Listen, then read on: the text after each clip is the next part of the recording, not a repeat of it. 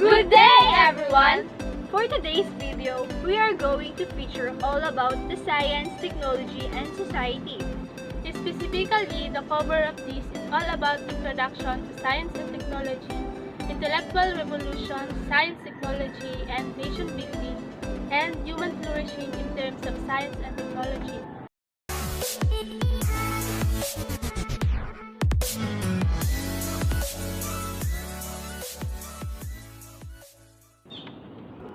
But before we proceed, let us introduce ourselves. My name is J-Nel. I am Josh Ann. My name is Christine. And she is Anacel. And we are from Bicol University, Gubat Campus, taking up Bachelor of Secondary Education, major in Filipino. Come and join us as we explore the influence and significance of science and technology to society. What's up, guys? Good morning. My name is Anacel F. Boral. I'm from BSED 1 Filipino, and I will be showing some applications or example of the technology from the past until now. So I will be showing the differences between the technology before and the technology and the present time. So this situation was taken from the past activities in lesson 1, of course. So the lesson 1 was entitled Introduction to Science, Technology, and Society. So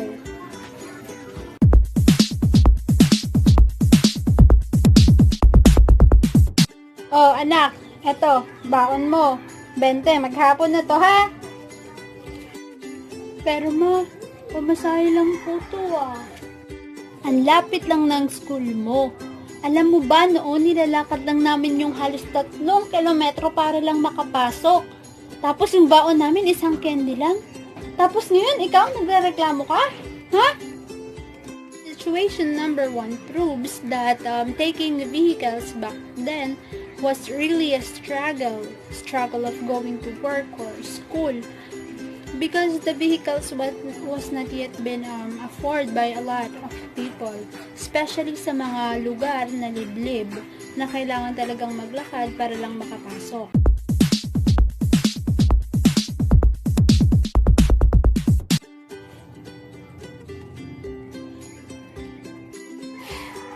Diyos ko!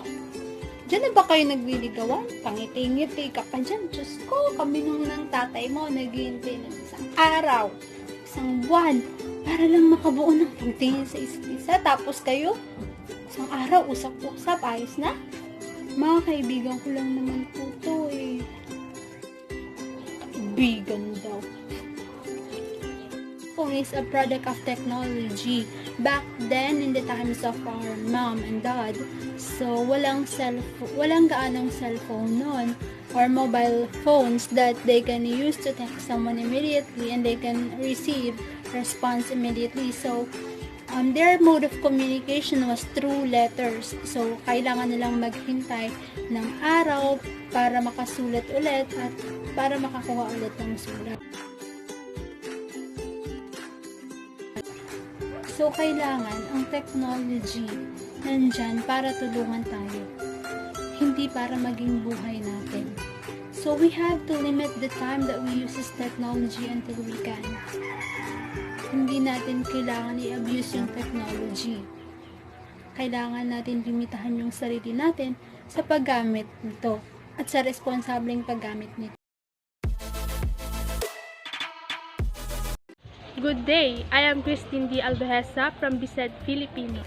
The intellectual revolutions that define society is what are we gonna be discussing, which comprise the effect and application of science and technology and society in the Philippine context.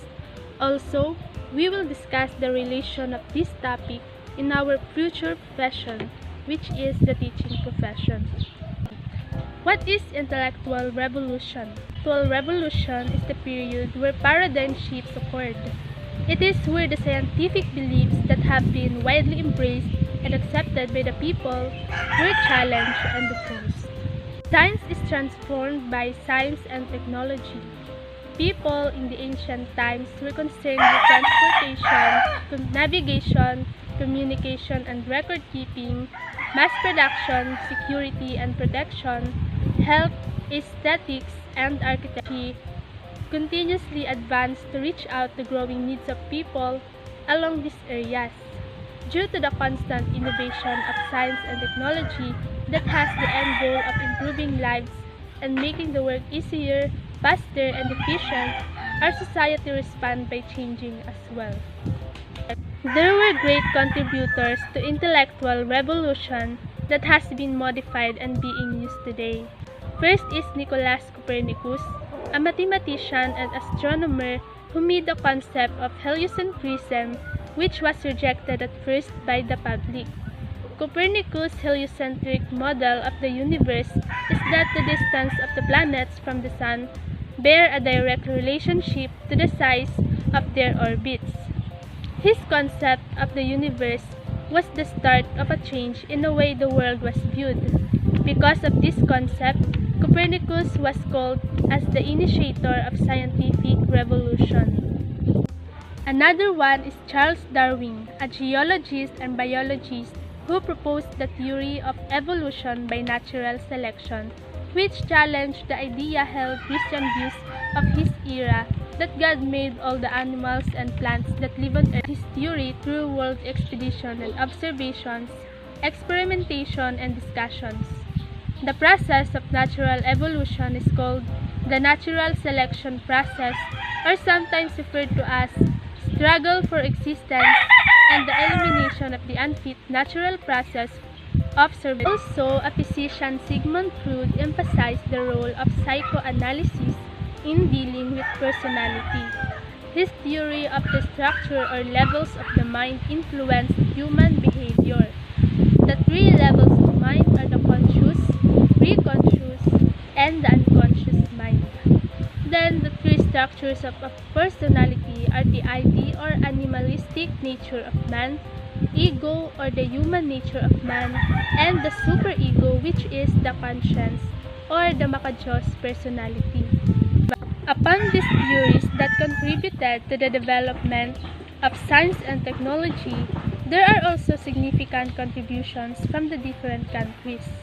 The information technology, Mesoamerican, Asian, Middle East, and African science and technology have made innovations for development in economic, information, and communication of each certain areas. This had led to a very big impact on society, which has now improved the life of people. As to the relation of these developments in our future profession, it is indeed useful and a helpful tool for us to deal with today's way of education. The learnings and ideas from those intellectual revolutions can be used to know how the history paved way in this new generation. To conclude, it is important to recognize how science and technology evolve and continuously improving. We do not just benefit with this, thus, we also shape our future through this knowledge.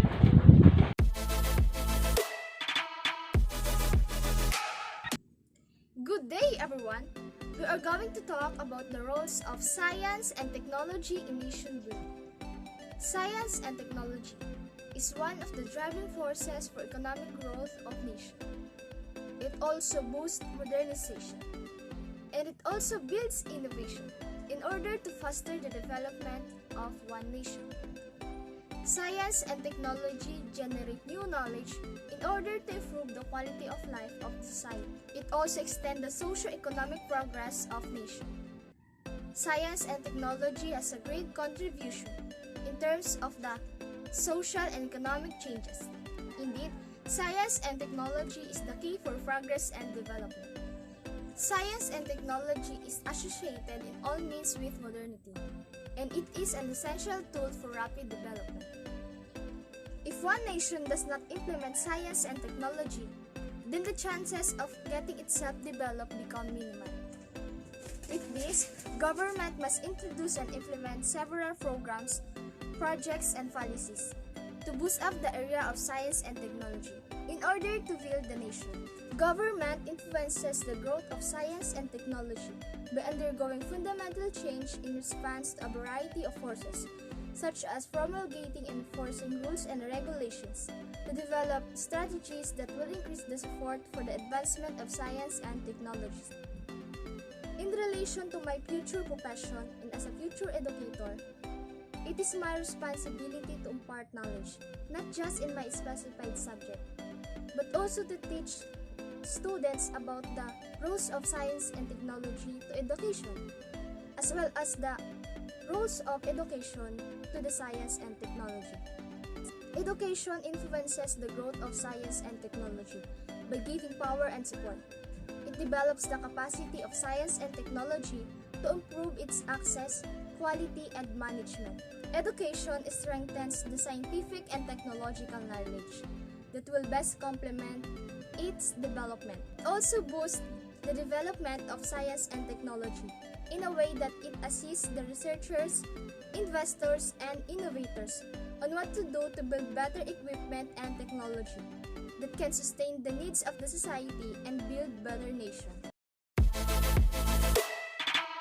Hey everyone, my name is Josh Angie Istabaya from Bisaduan, Filipino.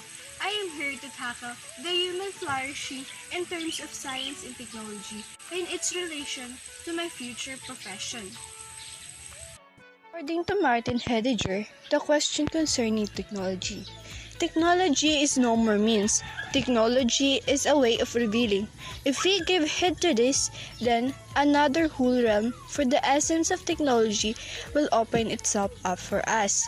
It is the realm of revealing of truth. Heidegger's words remind us that technology is not value neutral. If our ever-expanding encounters with technology are misguided by the notation that is value neutral, means to ends that we have normative value, be they good or bad, we will fail to recognize and critically consider the complex manner in which the content of our communication determines and is determined by the mode in which is it articulated. Challenges face educators in a time when modern technology, and especially modern social technology, has increasingly powerful hold on our lives. The educational challenges does not primarily question concerning the use of technology and the class as a part of the learning environment, but the changeover and a whole social environment that marks our time. This technology can help to achieve the best education for children and how, if at all, this can be achieved in an age of modern technology?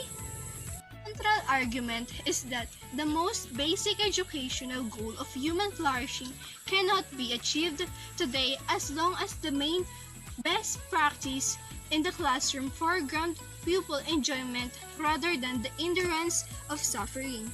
The paradox is that any call for the latter is now largely heard in a way cultivated by the culture of the former, namely, poorly and vulgarly associated only without bullying, authoritarianism, rather than the devoted care of the teachers who want to awaken their pupils to self-responsibility.